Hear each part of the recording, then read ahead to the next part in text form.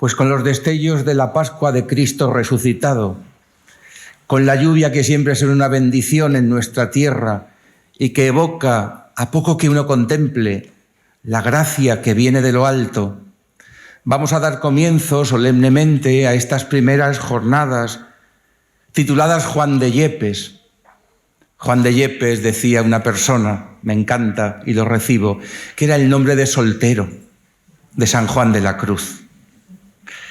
Tuvo otros nombres, pero para nosotros queremos evocar la figura primigenia de la persona, del poeta, del hombre que buscaba a Dios y que encontró la gracia de la contemplación y la misión de la Reforma del Carmelo. Primeras jornadas, Juan de Yepes, mística y patrimonio. Si nosotros quisiéramos hacer una tarea de profundizar en la figura de San Juan de la Cruz, no nos atreveríamos, pero tenemos la vocación de hacer un espacio intercultural, una mano tendida como Iglesia y a la vez como comunión de Iglesia diocesana, de Iglesia que busca en la reflexión teológica dar razón de la esperanza, con la comunidad contemplativa presente en Murcia secular, las hermanas del Monasterio de la Encarnación de Algézares y los padres carmelitas de Caravaca, y queremos también, como Instituto Teológico, tender esa mano a rastrear la presencia de Juan de la Cruz en nuestra cultura, para que nuestra cultura no olvide que la belleza sin experiencia de Dios no lleva más que a la pura estética, pero la belleza unida a la experiencia de Dios nos hace contemplativos y creativamente nuevos en cada tiempo. Les hemos invitado a que participen esta tarde, martes 21 de mayo, también mañana tarde 22 y el jueves también 23 de mayo. Como es ya anunciado, la sesión de mañana será en la Filmoteca Región de Murcia, en el antiguo Cine Salcillo, en la Plaza de Fontes. Hoy tendremos y el jueves la sesión aquí, siempre comenzando a las 7. Para quien requiera una certificación académica, todavía se puede inscribir, pero la entrada es libre hasta completar el aforo. Mañana incluso en la proyección de la película y el concierto recital tendremos hasta 470 butacas, pero les anuncio que como está en la programación de la Filmoteca, y hoy lo decían los periódicos de la ciudad, fácilmente no tendremos sitio en las 470 butacas. Optimismo no nos falta. Le doy las gracias por estar aquí y les recuerdo que estamos en una fase constituyente de lo que hemos denominado Cátedra Juan de Yepes. Una cátedra con vocación de estabilidad, implementada e impulsada tanto por los padres y las madres carmelitas de los dos conventos de Murcia, como por el Instituto Teológico. En definitiva, yo creo que a la altura de octubre o quizá noviembre podremos hacer la solemne firma de esa cátedra después del periodo constituyente y tendremos a bien que el obispo de la diócesis, don José Manuel Lorca, y también el ministro provincial puedan también con la abadesa, con la priora de Algézares, hacer la firma que le dé cierta estabilidad. No somos una universidad, aunque se llame cátedra, pero tenemos también vocación investigadora, docente, pero especialmente divulgativa. Queremos especialmente rastrear la prolongación de la obra mística en las bellas artes, tanto en las clásicas como en las contemporáneas. La música, la pintura, la arquitectura y la escultura, pero cómo no la literatura, y como siempre la poesía, y también el cine y otro tipo de expresiones que llamaríamos nuevas artes.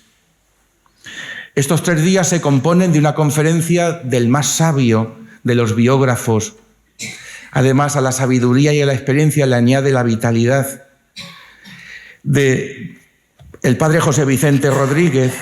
Mañana, como les digo, tendremos un cineforum sin palabras. ¿Se imaginan a mí en un cineforum sin palabras? Difícilmente, pues lo vamos a intentar, porque las palabras serán melodía y música con el cantautor zamorano Rogelio Cavado, gran conocedor, gran intérprete y gran compositor a partir de la obra de San Juan de la Cruz. Pero veremos la obra, hoy ya una película de culto, el único biopic que conocemos en español sobre San Juan de la Cruz, la obra de Carlos Saura del 89. Ahora, cuando se cumplen ya 30 años de la película, la vamos a ver sin la zozobra de los años 80. Y el jueves tendremos aquí una conferencia salpicada de músicas a la guitarra de un guitarrista clásico del tiempo de San Juan de la Cruz. Será el padre Emilio José Martínez González el que nos acerque la vida y la espiritualidad de San Juan, y será Ramón Vergara Silva el que nos hable de la música en tiempos de San Juan como raíces y herencias en los siglos de oro. La cátedra será lo que queramos todos nosotros que sea. Arrancábamos tímidamente, y no fue tan tímida el arranque, a propósito de la exposición de Caravaca en torno al día 8 y 9 de diciembre del año pasado, y ahora arrancamos marcando un programa más que aportando cosas concretas. Le doy la palabra al padre Pascual. Pascual Gil es el prior del convento de Nuestra Señora del Carmen de Caravaca, y él va a tener la dicha y el honor de presentar al maestro José Vicente, y nos va a hacer una semblanza de su obra, pero sobre todo de su persona y de ese afán de conocer y comprender la raíz histórica de un Juan de Yepes que fue Juan de Santo Matías y después fue Fray Juan de la Cruz, ese medio fraile que valía para hacer la gran reforma. Pues muchísimas gracias a todos por estar aquí. Padre Pascual, tiene usted la palabra y entramos en harina. Bien, pues sí, vamos a abrir el saco. Y muchas gracias a don José Carlos, porque la verdad que está siendo el alma, junto con Javier, el secretario aquí de este Instituto Teológico, pues de esta cátedra, y que para nosotros los caravaqueños es una gracia particular venir a Murcia, porque estamos acostumbrados a acoger a los murcianos en Caravaca. Y ahora ha venido un grupo con todo su esfuerzo de trabajo, de todo, ¿no?, para estar aquí en esta cátedra, un grupo bastante numeroso, como también algunos de Albacete que he visto también han venido de Albacete, pues para esta singularidad que es hablar y compartir sobre San Juan de la Cruz. Bueno, mi cometido es presentaros, realmente es un maestro. Yo lo conozco desde que inicié en la vida religiosa, en el noviciado, en el año 85. Ya ha pasado un poco de tiempo. Y este fraile siempre se ha caracterizado por su ánimo y por su sabiduría, ¿no? Cuando le decíamos, Javier, como secretario de la cátedra y de este instituto, ¿no?, pues le pedía un currículum, decía, tú lo que dice el libro es, que lo recomiendo, este pequeño volumen, pero es leíble, que es San Juan de la Cruz, la biografía. Pues lo conocí en el 85 porque nos dio unas clases de San Juan de la Cruz precisamente a esos 9 novicios que estábamos allí en Úbeda, lugar tan característico y lleno de espíritu, y él estaba precisamente leyendo también los procesos de San Juan de la Cruz allí en Úbeda. La característica del padre José Vicente es que es un escritor, pero que es un escritor investigador. O sea, lo que difunde es lo que ha investigado y leído antes. ¿Qué decir de él? Pues sí, es un fraile, como dice, voy a leer lo que dice para José Vicente Rodríguez. Pertenece a la Orden de los Carmelitas Descalzos. Voy a decir que nació, no voy a decir el año, porque dice que es un escándalo, y no quiero escandalizaros, porque él dice, ¿a qué es un escándalo? Dice, es un escándalo, lo dirá él, Dice, es un escándalo que yo con esta edad, y mira, sigue siendo profesor. Bueno, voy a seguir diciendo. Nació en la localidad de Salamanca, en un pueblo de Salamanca que se llama Monleras, y en 1937, ya os dais cuenta, ingresó en el Carmelo Descalzo en Medina del Campo, y en 1941 tomó el hábito del Carmen Descalzo en Segovia. Y el 14 de agosto de 1942 realizó su primera profesión allí en Segovia. Después, en Alba de Tormes, profesor solemne, y después ordenado sacerdote en Roma en 1950, porque él estudió la teología tanto en Salamanca como en Roma, y después estudió Sagrada Escritura. ¿Qué deciros? Él ha sido no solo un lector de las fuentes de San Juan de la Cruz, sino como esos frailes que también tienen que dar a la Iglesia pues esa sabiduría, ¿no? Y esa experiencia y ese equilibrio también que tiene. Pues ha sido formador de teólogos, carmelitas descalzos, ha sido 2 veces provincial. También una cosa que yo creo que ha marcado también su vida, 11 años siendo secretario del que fue un general muy, muy famoso, el padre Anastasio Ballestrero, que fue obispo de Turín y cardenal de la Iglesia Católica en Italia, presidente de la Conferencia Episcopal Italiana. Un gran persona, fue 11 años secretario, y también pues, se dedicó también a traducir al español y al latín los documentos de la orden, ¿no? Sobre todo del padre general. El padre José Vicente, deciros también que su bibliografía la tenéis escrita, ¿no? Escrita aquí en esta hoja que habéis recibido en la carpeta, ¿no? ¿Algunos? ¿O no? No han recibido. Pues la podéis leer perfectamente cuando salga colgado, si sale. Pues, por ejemplo, una de las obras características es San Juan de la Cruz, obras completas, ¿no? Es un antes y un después de cómo se han escrito las obras completas. Está editado en la EDE, la editorial de espiritualidad. Y así ha escrito muchos libros, como pueden ser Las Moradas de Santa Teresa, lleva 8 ediciones, San Juan de la Cruz, profeta enamorado de Dios y maestro, Míos son los cielos, comentario de San Juan de la Cruz en la editorial de espiritualidad. Si queréis saberlo todo y para preparar algo sobre San Juan de la Cruz, están las 100 fichas, a nivel sistemático y claro, y están las 100 fichas sobre San Juan de la Cruz en la editorial Monte Carmelo, como también las florecillas de San Juan de la Cruz, la hondura de lo humano, la editorial Paulinas, lleva 2 ediciones. También una de sus publicaciones es Juan de la Cruz chico y grande, como San Juan de la Cruz, la biografía, que como os decía, tal vez es lo mejor que actualmente está y se lee como una novela histórica, lo que se lleva ahora. Se lee bastante bien, os lo recomiendo especialmente porque ya lleva la 3ª edición. La 3ª edición. Y lo último que se ha publicado en diciembre del año pasado, lo ha publicado sobre esa, porque también San Juan de la Cruz fue un andariego.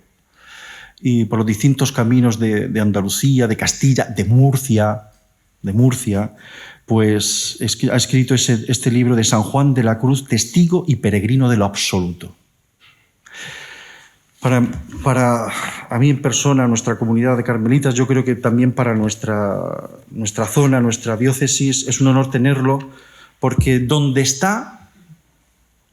él está, si coge los datos y después salen publicados. Y una vez más tengo que reivindicar, él como parte de la orden, como aquí en la diócesis, que Caravaca existe. Existe gracias a la Santísima y Veracruz. Y existe porque hay una fundación de Santa Teresa, y existe porque la visitó San Juan de la Cruz, y existe porque allí dejó mucha tradición y todavía perdura ese sentido de lo místico. Y por eso para mí es una gran alegría que él esté, porque él es el gran escritor de San Juan de la Cruz, el mejor biógrafo actual. Y es aprovecharlo en este momento, que él diga su edad, para que veamos su vitalidad, y lo dejo porque no quiero quitarle tiempo. El título que doy a esta mi charla quiere decir que San Juan de la Cruz se acerca a nosotros. Así la he titulado, ya lo habréis visto. San Juan de la Cruz se acerca a nosotros. Bueno, contándonos cosas de sí mismo y de su doble magisterio oral y de viva voz, y de su magisterio escrito, poético y prosaico, en prosa, que parece más poesía todavía. Se acerca a nosotros por esos caminos tan personales, y por ese mismo camino nos tenemos que acercar nosotros a él, conociendo su vida, su biografía, y cómo enseñaba a la gente de viva voz. Le gustaba mucho más a Juan de la Cruz hablar que escribir. Y escribió un poco, no digo presionado, pero sí invitado, y venga a decirle, pero comenta estas tus poesías que no entendemos bien lo que quieren decir. Y él no quería, al final cedió, y menos mal que le presionaron, y así tenemos las grandes obras escritas. Bien, los que le conocieron y trataron de cerca le llamaban en sus días varias cosas. Jilguero de Dios, bueno, por lo bien que cantaba las grandezas de Dios. Archivo divino, por lo que sabía y contenía de Dios. Sireno, nada menos, sireno encantador, por lo bien que atraía a la gente con su palabra, encandilaba de verdad a la gente hablando, como ahora encandila, sigue encandilando a quien le lea. Santa Teresa, le llama luego el doctor místico, este es el nombre así más, por su altísima sabiduría del misterio de Dios, vamos a dejarlo así. Santa Teresa le llamaba Séneca, mi senequita, por lo sentencioso que era.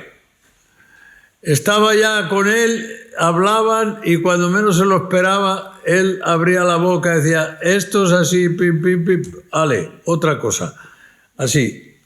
La santa se quedaba pasmada por cómo hablaba, cómo finalizaba unos problemas discutidos a veces. Bueno, ella dice que se enfadó alguna vez con él, pero no nos dice por qué se enfadó. Bueno, entonces, ahora yo ante todo, ¿qué dice Juan de la Cruz de sí mismo? Lo primero quiero presentar esto hablando él de sí mismo, pues creo que es él quien mejor se conocía. Eso me parece que es así. Si repasamos la primera carta del santo que aparece en el epistolario, nos encontramos con un Juan de la Cruz desanimado, medio hundido y en el ambiente en que le toca vivir en Baeza. En esta carta se confiesa desterrado y solo por Andalucía, que después que me tragó aquella ballena y me vomitó en este extraño puerto, esta ballena era la cárcel en la que había estado metido 9 meses. Nunca más merecí verla a Santa Teresa, ni a los santos de por allá.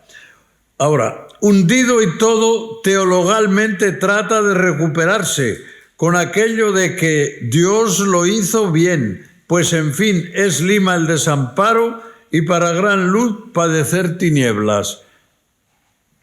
Aquí tenemos ya una muestra de cómo Juan de la Cruz sabe reaccionar dentro de su bajo tono psicológico del momento. Tiene conciencia de lo que le pasa y lo confiesa abiertamente, pero sale a flote, aunque los efectos de su encarcelamiento pesan todavía sobre él, que fue una cárcel muy dura, 9 meses seguidos, y al año siguiente pues está todavía el hombre así, hundido en este sentido. En otra carta, una dirigida de Granada, Juana de Pedraza, trata de tranquilizarla en sus preocupaciones espirituales y le dice, lo mejor que tienes es no tener asidero en nada, es decir, no estar asida a nada, y le aconseja, no se asga el alma a nada, que Dios tendrá cuidado de ella. Y ahora le confiesa algo que a él le pasa, y así le dice, esto por mí lo veo, que cuanto las cosas más son mías, más tengo el alma y corazón en ellas, y muy cuidado, porque la cosa amada se hace una cosa con el amante, y así hace Dios con quien le ama. De donde no se puede olvidar aquello sin olvidarse de la propia alma, y aun de la propia alma se olvida por la amada, porque, sentencia, más vive en el amado que en sí. Aquí tenéis su doctrina acerca de cómo funciona la realidad del estar asido o apegado a las cosas. Y realmente, aunque hace esa humilde confesión suya, él vivía muy libre de asimientos y apegos, muy unido a Cristo Jesús, que esto era lo importante.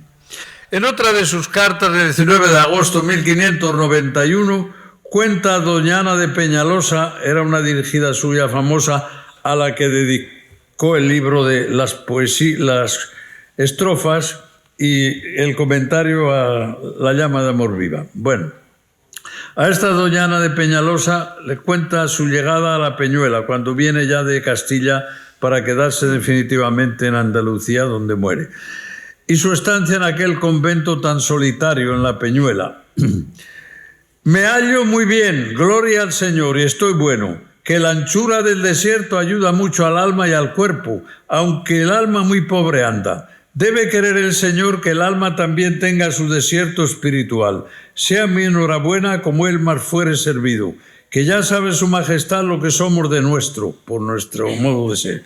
Sea lo que fuere, que en tanto bien me hallo sin saber nada, y el ejercicio del desierto es admirable. Aquí tenéis otro cómo se presenta. Más adelante desciende a dar los siguientes detalles de su vida campesina. Esta mañana habemos ya venido de coger nuestros garbanzos, y así las mañanas. Otro día los trillaremos. Es lindo, esto sí, manosear estas criaturas mudas, mejor que no ser manoseados de los vivos o de las vivas. En esta confesión vemos cómo el santo sabe alegrarse viviendo en la soledad, y vemos que no se olvida, por otra parte, de las pruebas que ha tenido que soportar pocos meses atrás. Aquí hace presencia su sensibilidad. Sabrá aceptar el sufrimiento, pero no lo ignora ni lo maldice. En esto que aparece en esta carta, unos meses antes de su muerte, yo veo su equilibrio personal. No es insensible, sino que sabe comportarse del modo más propio, y el ambiente material le ayuda y entona. Bueno, ya vemos por estas confesiones que hace de lo que le pasa o le ha pasado, que cumple lo que enseña en el libro de la subida en un punto. Aunque todo se acabe y se hunda y todas las cosas sucedan al revés y adversas, vano es turbarse, pues por eso antes se dañan más que se remedian, y llevarlo todo con igualdad tranquila y pacífica no solo aprovecha al alma para muchos bienes, sino también para que en esas mismas adversidades se acierte mejor a juzgar de ellas y ponerle remedio conveniente. ¡Qué consejo, madre! Estas son algunas de las cosas que escribe acerca de sí mismo, de sus casos y pruebas. Hay otras cosas, pero con estas creo que ya es lo que quiero decir, que se conocía y nos dice cómo es, qué le pasaba. Situaciones cruciales en su vida. Para conocer en serio a Juan de la Cruz hay que verle en dos situaciones cruciales en su vida. Primero, en la cárcel de Toledo, la primera. La segunda, en la persecución infame que organizó los últimos meses de su vida contra él, tal Diego Evangelista, inquiriendo siniestramente sobre la vida y comportamiento de Juan de la Cruz. En los dos casos, Juan de la Cruz se comportó como un héroe, como un santo, y ambas pruebas le sirvieron para crecer en santidad y para vivir heroicamente, ¿qué? La caridad fraterna. Ya es conocido lo que decía acerca de quienes le encarcelaron. Ellos creían que acertaban, dice él. Ellos creían que acertaban y que eso es lo que tenían que hacer, meterme en la cárcel y no soltarme. Que eso era lo que tenían ellos que hacer. Fijaos ya cómo enjuicia. Hace años, refiriéndome a la cárcel del Santo, escribí unas páginas que titulaba ¿Padeció San Juan de la Cruz el síndrome de Estocolmo? Ahí en ese libro de Florecillas, ahí está publicado, que luego lo he republicado más breve ahí en la biografía. Bueno, digo rápidamente esto. El síndrome de Estocolmo, ¿saben?, es una reacción psicológica en la que la víctima de un secuestro o retención en contra de su voluntad desarrolla una reacción como de complicidad y un fuerte vínculo afectivo al final con sus captores, como si no le hubieran hecho nada. Por una parte tiene sentimientos positivos hacia sus secuestradores, mientras que por otra parte muestran miedo e ira contra las autoridades policiales o quienes se encuentren en contra de sus captores. Esta es la noción sustancial. Si lo padeció el síndrome, ¿en él fue el triunfo de 1000 tentaciones o qué fue? El segundo carcelero certifica que al padre Juan de la Cruz, dice el carcelero, nunca le vi ni oí quejarse de nadie, ni culpar a los que así le ejercitaban. Y la reclusión había durado 9 meses, diciembre 1577, agosto 1578. Ya el mismo día de la fuga, que se fugó luego de la cárcel, al relatar casi sin fuerzas físicas su confinamiento a las Descalzas de Toledo, donde fue a refugiarse, excusaba fuertemente a quienes le habían tenido encarcelado. Esta actitud de disculpa o exculpación raya casi en alabanza, diciendo esto, como le había dicho al cárcel, que creían que acertaban. Nunca toleró que se hablase mal de ellos. A la cárcel llamaba con cierta nostalgia mi carcelilla, y en cierta ocasión llegó a exclamar, ojalá que ahora me encerraran donde no tratara sino a solas con Dios. ¿Cómo podemos contestar a eso del síndrome de Estocolmo en la vida de Juan de la Cruz? Geógrafos tradicionales responderán acaso, no hay nada de eso. Bueno, hombre, disculpar a quienes le tuvieron preso es la expresión más pura de su santidad. Bien, excusa y perdona como Cristo. Otros más liberales, como yo, contestaremos, bueno, síndrome de Estocolmo, puede ser, sin falta. Después de tantos meses es casi imposible no tenerlo o desesperarse. Y pueden andar mezcladas unas cosas con otras, y todas servir de ayuda al alma que las sepa integrar debidamente.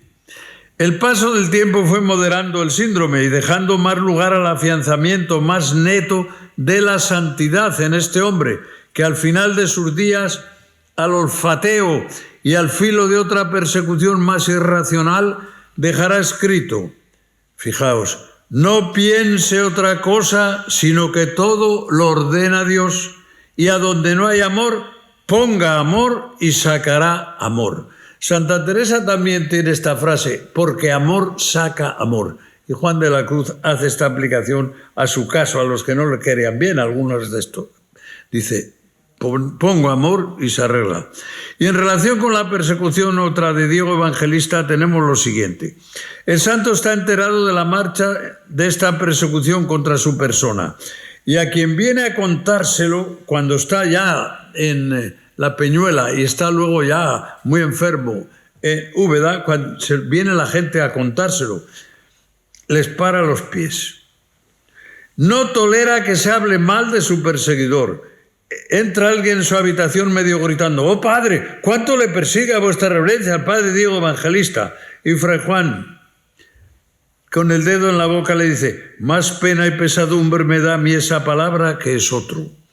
Martín de la Asunción, que ha corrido tantas aventuras con Fray Juan, yo le llamo el escudero de San Juan de la Cruz, va a visitarle a Úbeda. Era muy amigo de él, eran muy amigos. Sale la conversación de las investigaciones que anda haciendo el otro y Fray Juan le dice que no siente ni le dan pena las informaciones, sino las ofensas de Dios nuestro Señor. Otro día vienen a visitarle 3 o 4 religiosos de la orden y le dicen que los superiores deberían obrar con más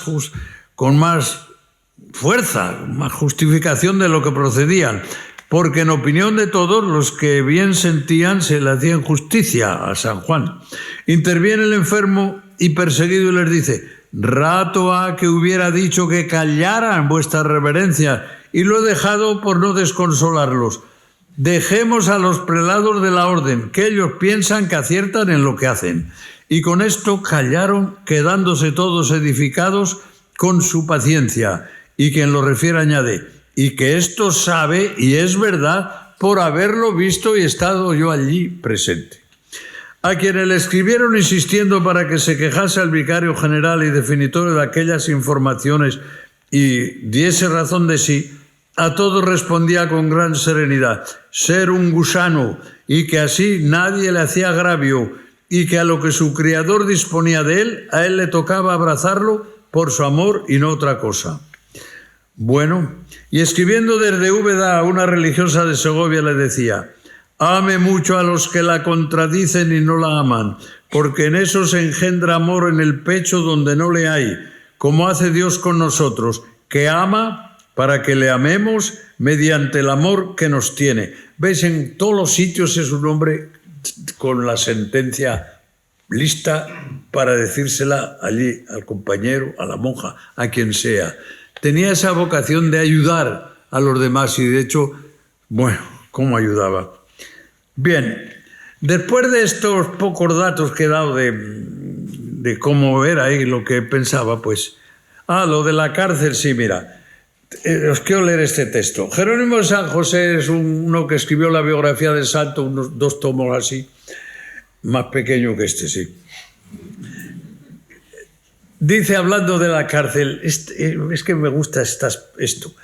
Una prisión, a la cárcel de San Juan de la Cruz, dice, fue una prisión inocente. Mucha materia le da de merecer una prisión así. Lleva consigo este trabajo la calumnia, el testimonio, la infamia, el oprobio, la incomodidad, la apretura, el desconsuelo, el temor, el riesgo de la vida y cuanto mal hay, que son innumerables, se encierra en esta triste voz, prisión. Dice, esto es, piensa San Juan de la Cruz, prisionero. Esto es lo que dice, y con todas esas cosas que acaba de decir. Bueno, y yo ahora pues paso a esto, como dije, que se le conoce, se acerca, como digo, a nosotros a través de su magisterio oral o de viva voz, al que era aficionadísimo. Dando un paso más tenemos eso, que es un maestro integral, es decir, su magisterio oral o de viva voz, su magisterio escrito. Los testigos oculares insisten sobre 3 puntos, generalmente en el mismo contexto, y te dicen, era un hombre que poseía magníficamente la doctrina que tenía que dar.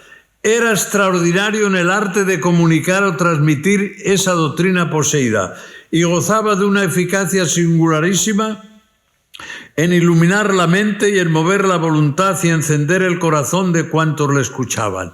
Así era este Juan de la Cruz que se acerca a nosotros y que nos da ejemplo. Digo aquí ahora pocas cosas porque, según me han dicho, se puede luego publicarla. Allí será más larga la conferencia y más detalles. Bueno, pero aquí algunos de estos más necesarios. ¿Cómo era esa posesión de la doctrina? Uno de los frailes que vivió mucho con él, que era un hombre doctísimo, tan cercano al Juan de la Cruz, dice, le oí yo, por muchos años en cuantos conventos con él estuvo, hablar tan altamente de las virtudes y cosas de Dios, que con haber oído a diversas personas hablar de Dios nuestro Señor y de virtudes, jamás ha encontrado este testigo hombre que a su parecer tan altamente hablase de Dios, ni con tanta claridad y eficacia, porque en el oírle hablar mostraba un grandísimo aprecio de las cosas de Dios y que las penetraba altamente y las obraba. Muchas almas tentadas y de grandes dudas interiores, con pocas palabras los satisfacía y quietaba y daba luz en sus dudas. Y bueno, yo he escrito sobre ya hace bastante tiempo y sigo escribiendo sobre eso que llamo el magisterio oral. Y tiene varios métodos en ese magisterio oral de enseñar de viva voz, es todo lo otro. Y ahí expongo, sirviéndose de la Biblia, o sea, método expositivo bíblico, socrático a base de diálogo, representativo escenificado, hacía hacer como pequeñas comedietas y tal para que se grabase mejor la cosa en las mentes jóvenes sobre todo, exhortativo o sentencial, y luego también de buena prensa, decía, lea usted este libro, entregaba los evangelios, daba 4 palabras, decía, pero lea esto. Eran los métodos que tenía en ese magisterio oral o de viva voz. Era un grande ingenio, desarrollaba en el magisterio oral las mismas cualidades de exposición y claridad que brillan generalmente en los libros. Os leo este texto y ya voy a parar más adelante. Juan de la Madre de Dios, que trató con el santo unos 6 años, da de él una semblanza extraordinaria de su magisterio de viva voz y dice, entre otras cosas, Juan de la Cruz les daba, dice, era prior, ¿no?, de los conventos, Juan de la Cruz les daba 2 veces de comer, una la comida material y otra las palabras de vida que les decía. La una sustentaba el cuerpo y la otra el alma, y este testigo, con haber conocido muy grandes varones espirituales, jamás vio ni oyó hombre tan perfecto, ni que tan levantadas cosas hablase de Dios, y era al juicio de este testigo uno de los grandes maestros de espíritu que ha tenido nuestro Señor en su iglesia, porque mostraba haberle nuestro Señor enseñado y comunicado mucho.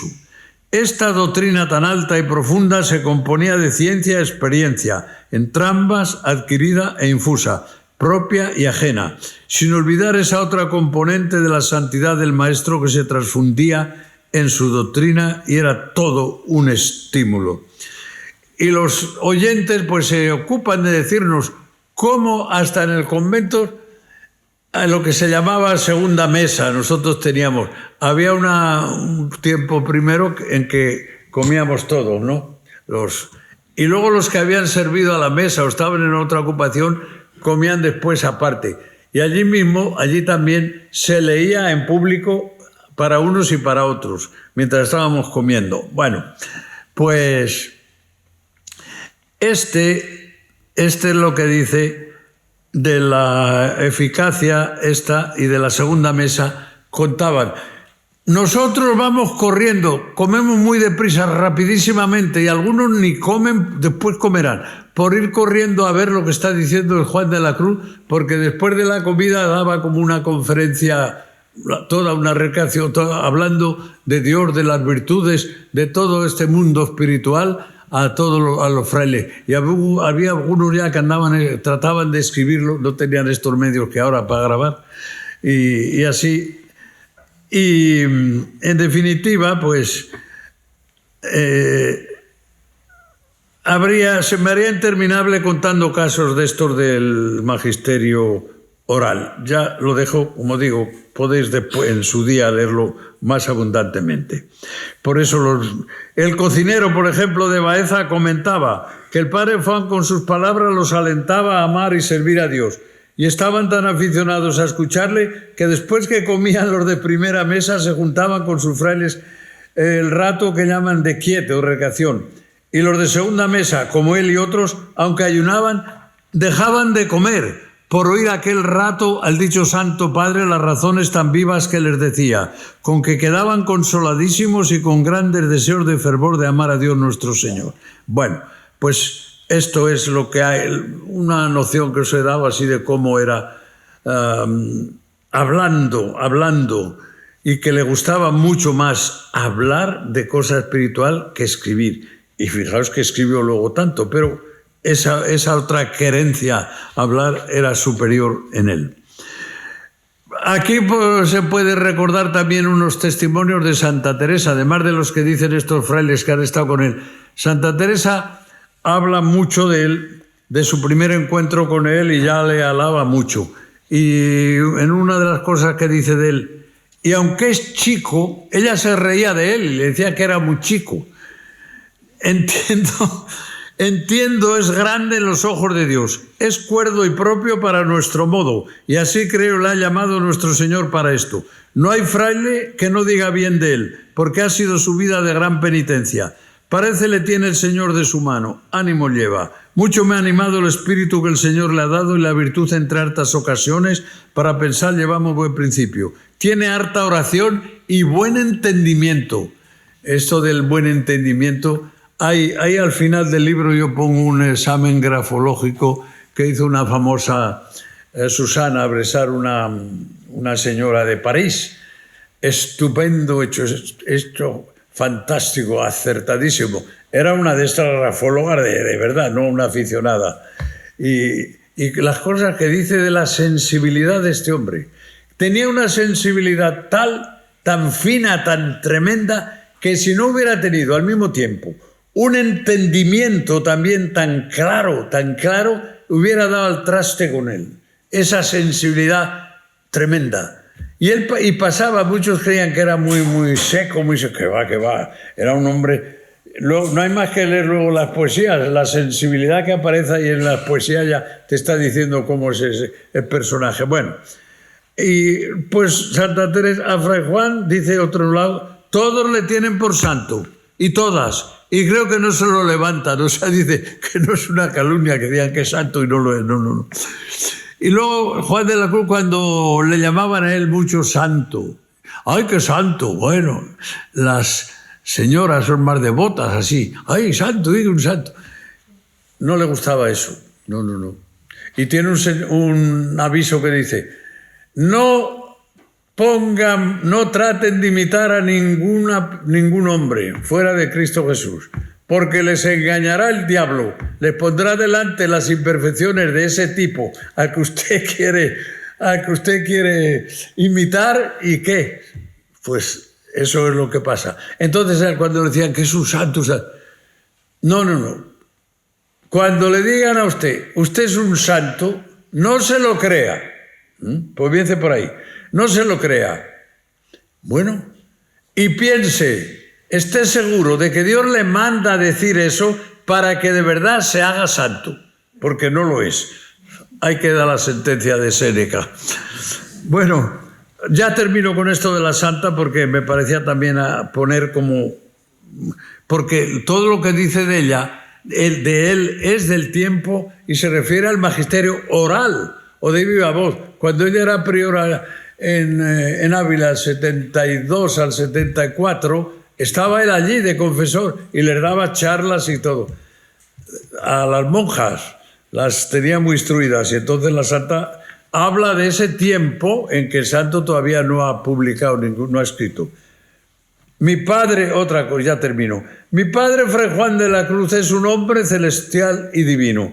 No he hallado en toda Castilla otro como él, ni que tanto en fervor en el camino del cielo. No creerá la soledad que me causa su falta. Miren que es un gran tesoro el que tienen allá en ese santo. Esto se lo decía a las monjas de Beas, escribiéndoles. Traten y comuniquen con él sus almas y verán qué aprovechadas están. Y se hallarán muy adelante en todo lo que es espíritu y perfección, porque le ha dado nuestro Señor para esto particular gracia. Estimara yo tener por acá a mi padre Fray Juan de la Cruz, que de veras lo es de mi alma, y uno de los que más provecho le hacía al comunicarle. Háganlo ellas, mis hijas, con toda llaneza, que les será de grande satisfacción, que es muy espiritual y de grandes experiencias y letra. Tiene espíritu de nuestro Señor. Bueno, pues veis aquí también cómo alaba este tipo de magisterio. Y bueno, otras personas también. Y trató con muchísima gente por este camino. Su apostolado era inmenso en todos los sitios. Era como eso que decía un jilguero y vamos a oír a ese jilguero. Era un archivo, vamos a ver ese archivo. Era alguien que atraía y acudían a él mucha gente. Y bueno, yo tengo señalado muchas personas de las que hablan luego de él, como hablaban los frailes. Pero tengo aquí unas noticias de una señora que trató mucho con Juan de la Cruz, muy conocida en Segovia por su vida espiritual, a la que llamaban allí la Beata, por lo devota que era, ¿verdad? Fue mujer de muchas virtudes y a quien nuestro Señor favoreció con muchas visiones y oración particular. Y con esta iba a hablar mucho de San Juan de la Cruz, que le aclarase su vida espiritual. Y luego esto, atendía también espiritualmente a una mujercita pobre, cuyo nombre o identidad haría falta investigar con más datos históricos. Lo cuenta así la priora del convento de Segovia. A todos atendía con mucha religión, sin acepción de personas, porque aquí sabe esta testigo que trataba de cosas de oración y de su alma con una mujercita pobre, y esto por mucho tiempo y muchas horas, porque conoció ella a la mujercita, y lo mismo hacía también con todo género de personas, y se veía bien en él, no llevaba otro fin en ello más que hacerlo por dar gusto a Dios, porque muchas veces le veía esta testigo, o sea, le veía yo la que declara, padecer descomodidades de comer tarde y desacomodarse por acudir al trato y consuelo de las almas, haciendo grandes aprovechamientos y mudanzas en muchas, poniendo en ellas trato de oración y más perfección, que de esto tenía su conversación y trato, esto en seglares y religiosas, y de estos aprovechamientos en virtudes y tratos de oración vio esta testigo muchos. Bueno, aquí lo tenemos. Ahora ya pues quiero decir algo de los escritos, todavía tenemos tiempo. Pasando ahora del magisterio oral al magisterio escrito, a través del cual sigue Juan de la Cruz acercándose a nosotros, o sea, nos manda su poesía, sus comentarios, se acerca en persona con lo que tiene a mano. Lo primero que nos sorprende cronológicamente es su poesía. Aquella su poesía brotada en la oscuridad y estrechez de su cárcel en Toledo. En ella escribió, fijaos, 31 canciones de las 40 que tiene el poema del Cántico Espiritual. Es mucho, escribir 31 de 40 en una cárcel, está bien. El extraordinario poema también, a mí es que me gusta Trinitario Eucarístico, que comienza, que bien sé yo la fonte que mana y corre, aunque es de noche. Esto es una delicia, una poesía impresionante. Y luego el gran romance de 310 versos. La mitad de estos 310 versos terminan en ia, en ia. Y algunos dicen, ¡ay, qué monotonía! No, señor, es así. Y cuando habla de la anunciación de la Virgen, me acuerdo que dice, y Dios enviólo al arcángel, enviólo a una doncella que se llamaba María, ya tiene ahí Elía, de cuyo consentimiento, qué bonito, el misterio se hacía. Expone ahí, hace ver que Dios no presiona, que Dios no obliga, que Dios ofrece a la Virgen ser madre de su Hijo y la deja que ella lo piense y que conteste. Y le hace todas aquellas preguntas al arcángel. Al final, cuando le dice, mira, Dios es todopoderoso y lo arregla todo. Entonces ya, he aquí las claves del Señor.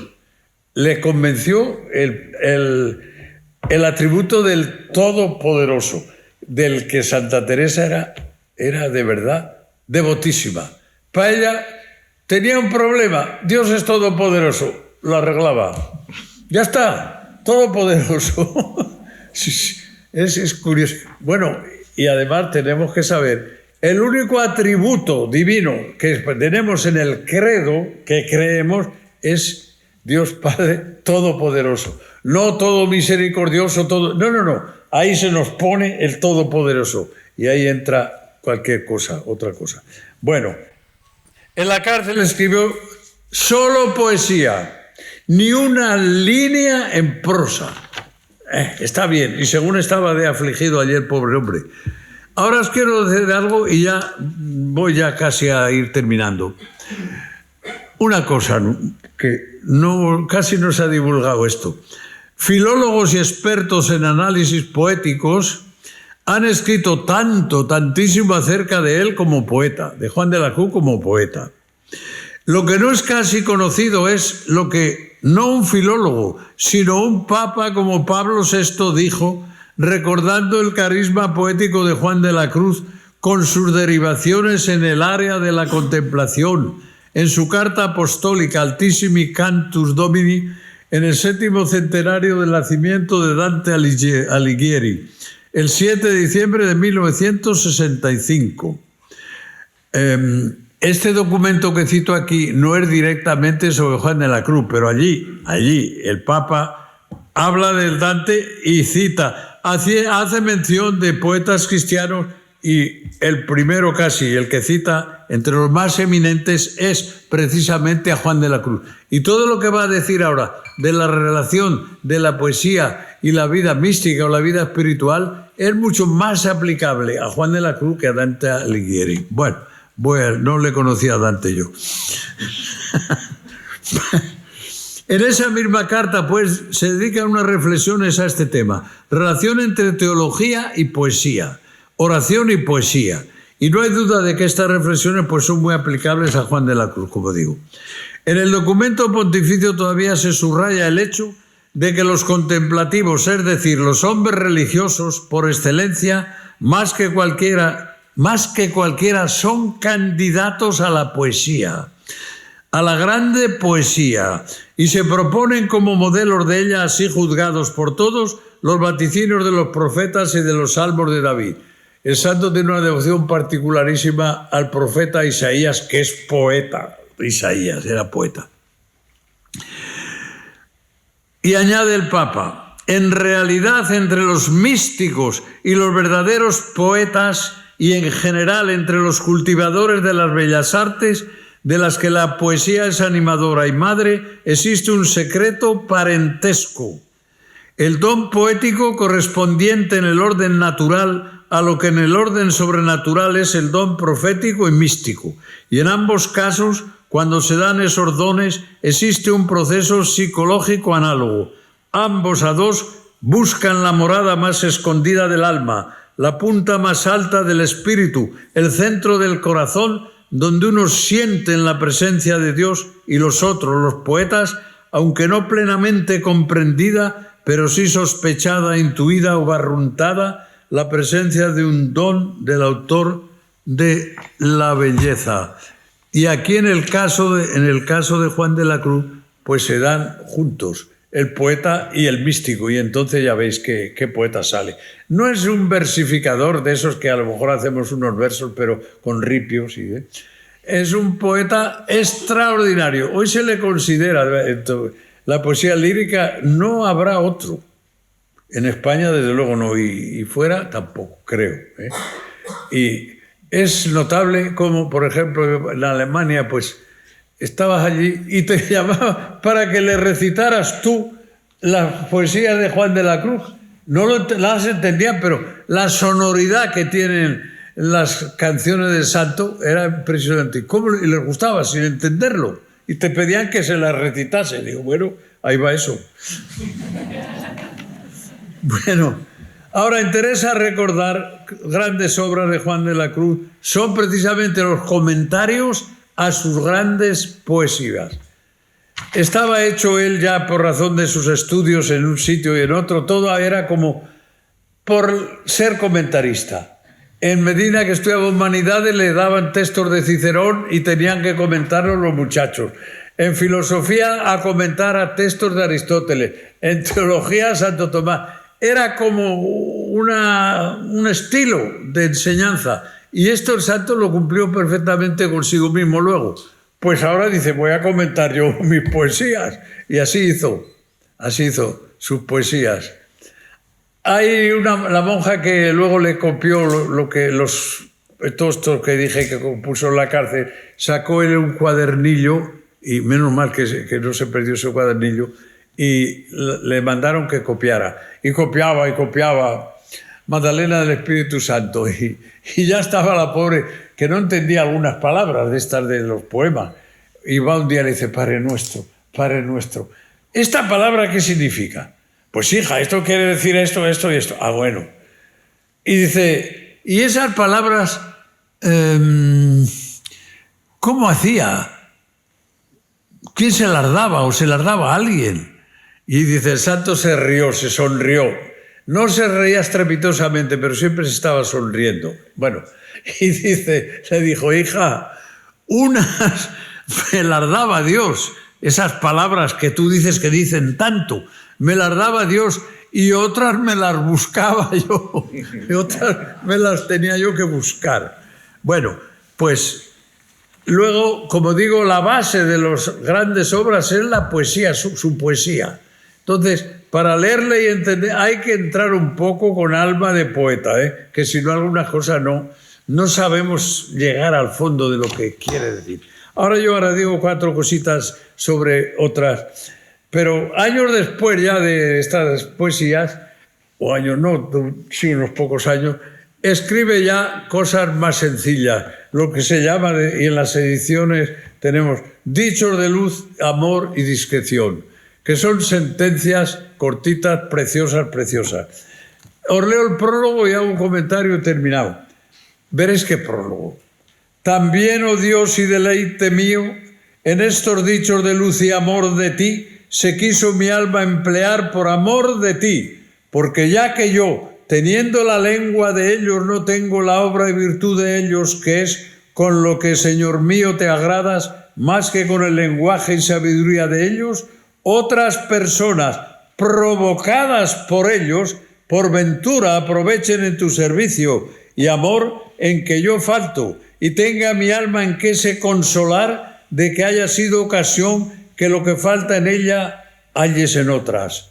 Vaya un pensamiento. Ya tengo aquí un comentario leve o ligerito a este primer párrafo. Juan de la Cruz tiene la conciencia clara de que el Señor le ha concedido el don de saber proferir dichos de luz, amor y discreción.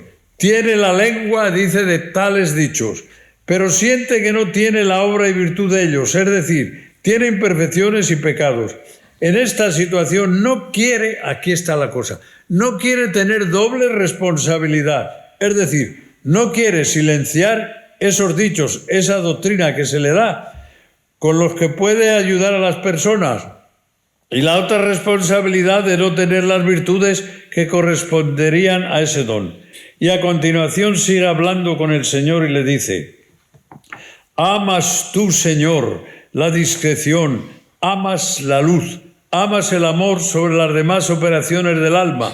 Por eso, estos dichos serán de discreción para el caminar, de luz para el camino y de amor en el caminar. ¿Y cómo quiere entonces que sean estos dichos? Quédese pues lejos la retórica del mundo, quédese las parlerías y elocuencia seca de la humana sabiduría flaca e ingeniosa de que tú nunca gustas, y hablemos palabras al corazón bañadas en dulzor y amor de que tú bien gustas, quitando por ventura delante ofendículos, o sea, obstáculos, y tropiezos a muchas almas que tropiezan no sabiendo, y no sabiendo van errando, pensando que aciertan en lo que es seguir a tu dulcísimo Hijo, nuestro Señor Jesucristo, y hacerse semejantes a Él en vida, condiciones y virtudes, y en la forma de la desnudez y pureza de su espíritu. Mardala tú, Padre de misericordia, porque sin ti no se hará nada. Creo que esto que dice aquí, este prólogo y esa confesión que hace, la tiene siempre en la mente, en su mente, porque nunca se creyó que era santo. Un santo no cree que es santo. Cuando lo crea, ojo, decía aquel uno de que se pronunciaba de no sé, porque a mí en humildad no me gana nadie. Bueno, vaya un santo. Soltó ese petardo. A mí en humildad no me gana nadie. Bueno, ya te hemos ganado. Bueno, la conciencia tan clara que tiene, que Dios le ha dado esa cualidad, pues le lleva a la obligación de escribir, porque dice, esto me lo ha dado para que yo lo reparta, no es mío, para que yo lo reparta. Y además, y luego vaya tratando de adquirir las virtudes. Y creo que escribe prácticamente todos los libros con esa conciencia. Y lo dice a veces, no escribo esto porque yo crea que sé todo y tal, no, porque quiero ayudar a quien lo necesite, con mi doctrina, con mis enseñanzas, con lo que Dios me da. Eso es siempre amor fraterno, querer repartir sabiduría. Esto es lo que era este hombre, así era. Bueno, ya luego sabéis que los valores que encierran su libro fueron especialmente examinados al hacerle doctor de la Iglesia. Lo de los años que hace que es doctor de la Iglesia no se me olvida, ¿no? Porque fue cuando yo nací. O sea, hace 93 años, el 24 de agosto, que fue declarado doctor de la Iglesia. Doctor de la Iglesia. Y sí que voy a terminar ya.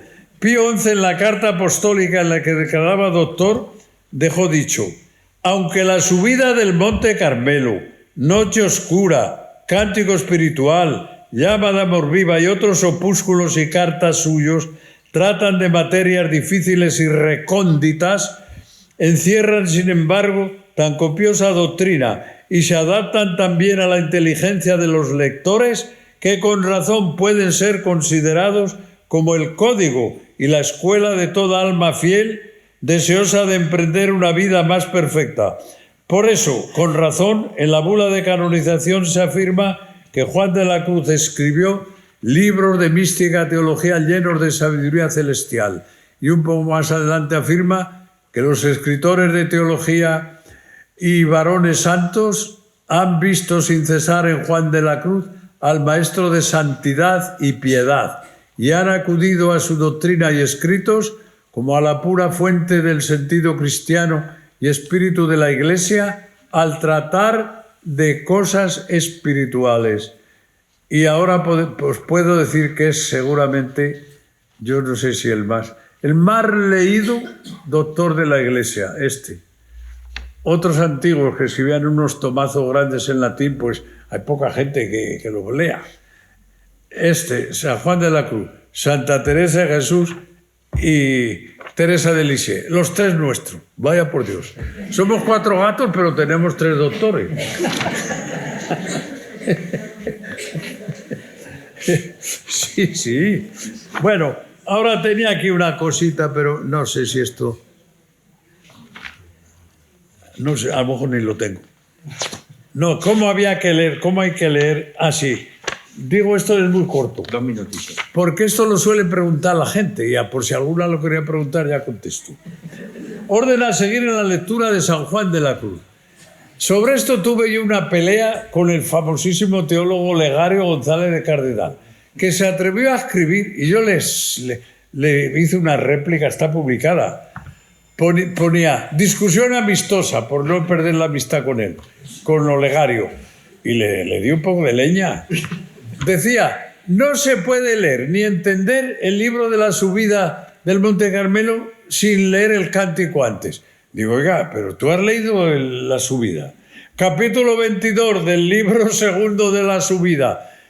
Es el capítulo en que más y mejor habla de Cristo Jesús. Pues hombre, eso lo buscas tú en el cántico para leer la subida. Dice que no la puedes entender si no lees ante el otro. No, lee esto y verás. Cuando allí dice que Cristo Jesús es la palabra, la única palabra del Padre que nos la dio en su Hijo.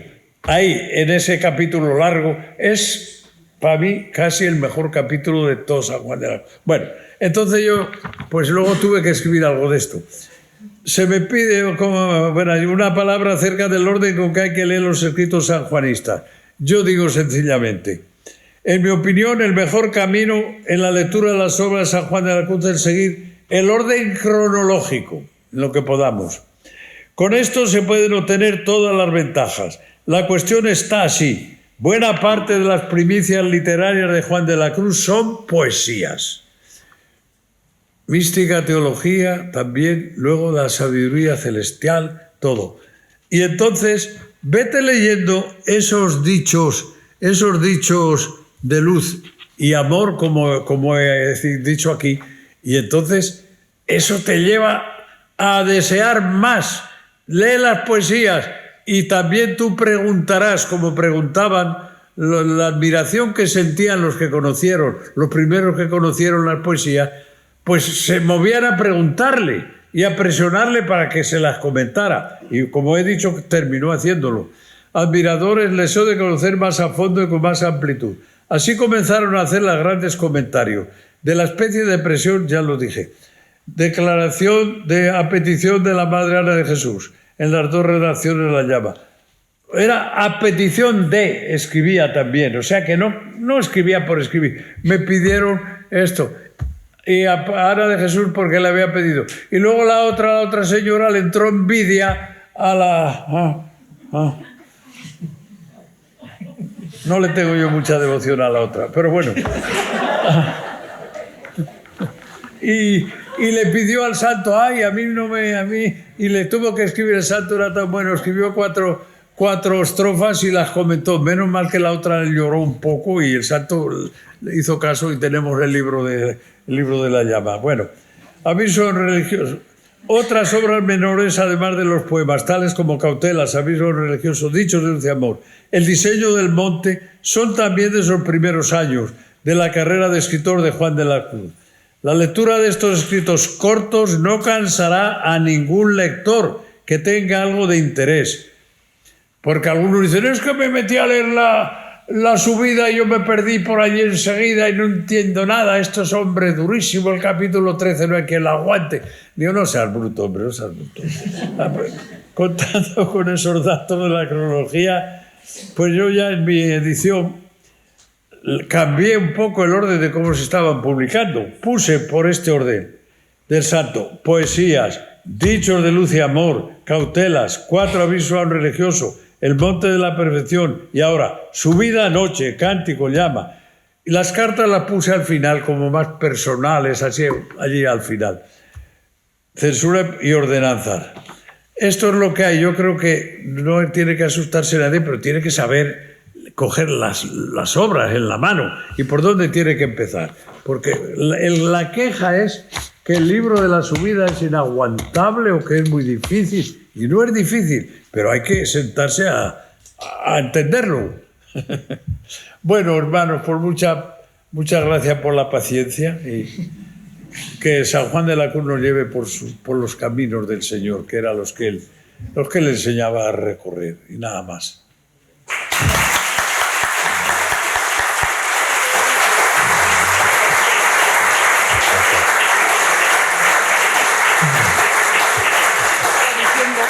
Yo sentía curiosidad por saber si San Juan de la Cruz tuvo confesores conocidos, porque Santa Teresa, de los de Santa Teresa se sabe mucho y las pegas que le iban poniendo en su camino místico. Y San Juan de la Cruz consultaba sus experiencias o confesaba con alguien en concreto. Y cuando ha dicho usted eso de que la mística y la poesía van unidas, a mí me ha venido enseguida a la cabeza un sacerdote murciano que ha muerto hace poco, Antonio López Baeza, que bebía de San Juan de la Cruz. Ahí en Algeciras. Dedicó toda su vida a cuidar grupos de oración contemplativa. Y para él la poesía era vital. Tiene muchos libros publicados y en concreto sobre San Juan de la Cruz él lo citaba con frecuencia y me acuerdo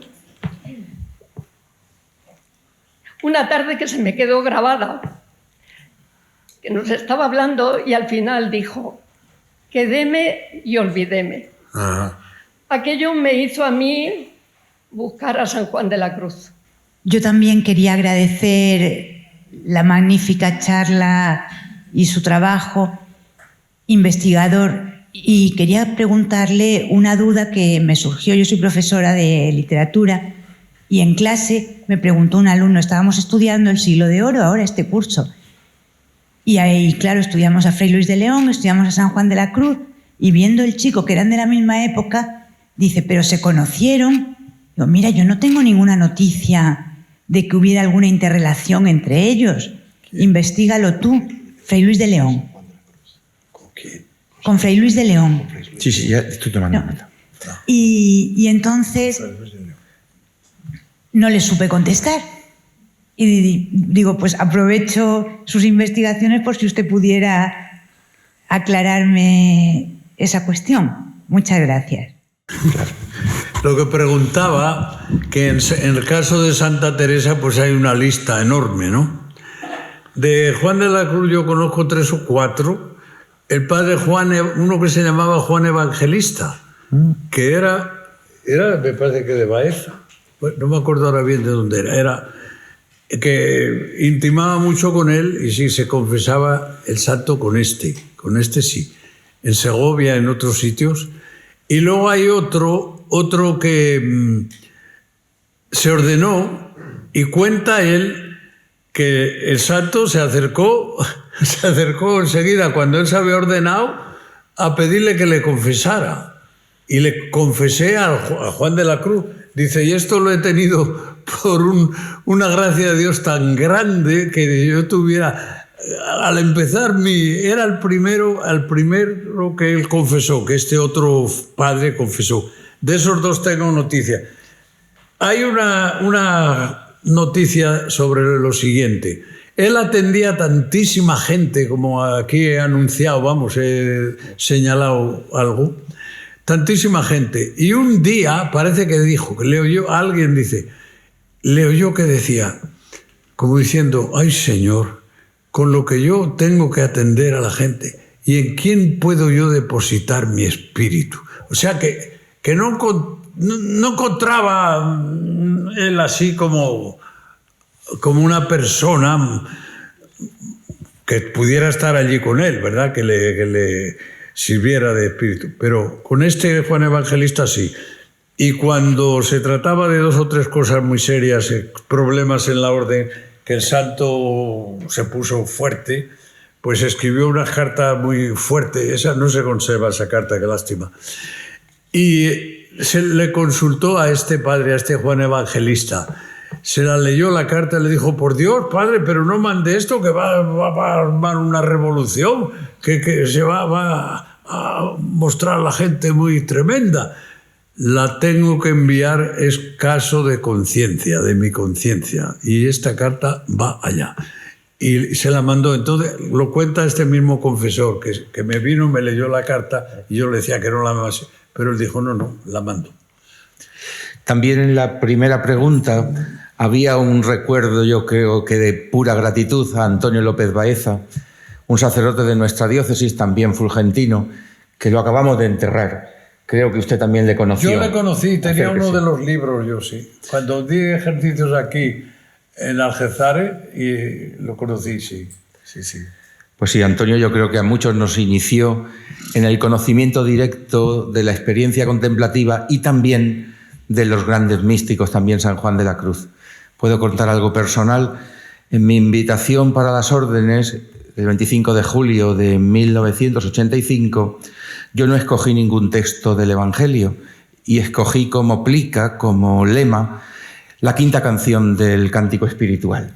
Y Antonio no podía venir a la ordenación, yo le había mandado la invitación y me escribió una carta bellísima glosando la 5ª canción, poco menos que diciéndome que si había elegido ser sacerdote y había elegido el Evangelio y tenía como guía San Juan de la Cruz, unas cosas bellísimas, que no iba a estar la cosa mal. Quizá por eso estamos ahora aquí.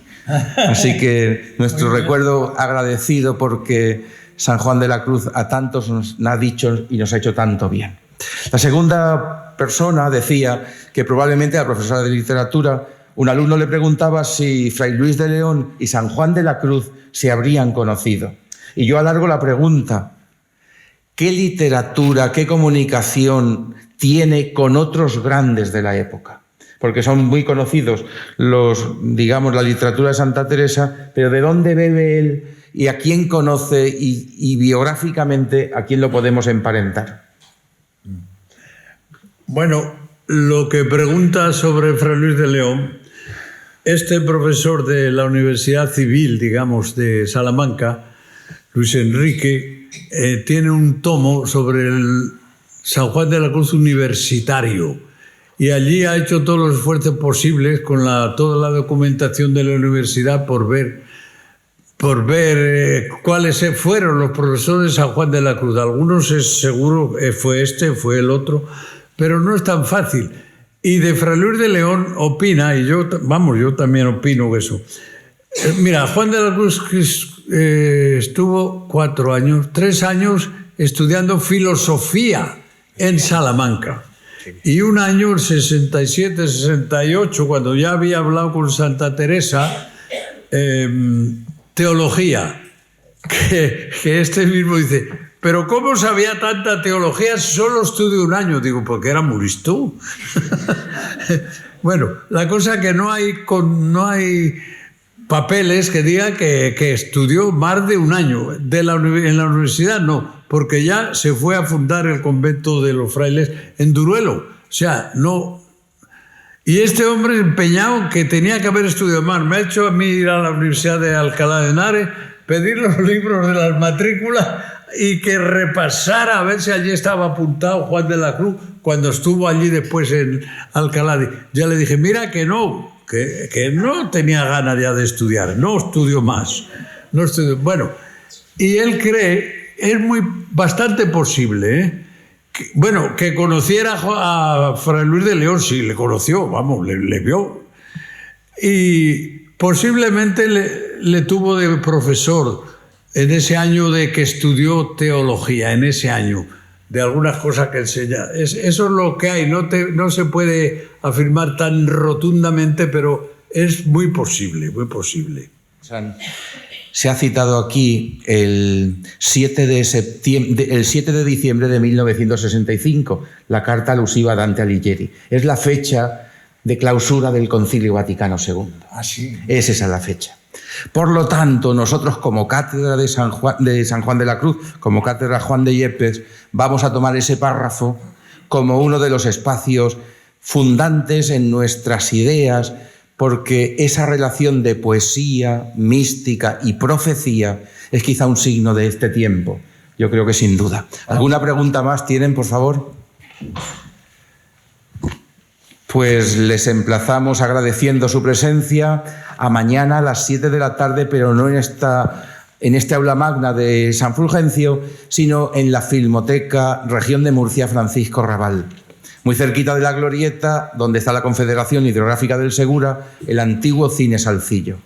No necesitan entrada porque ha declarado la Filmoteca entrada libre y gratuita.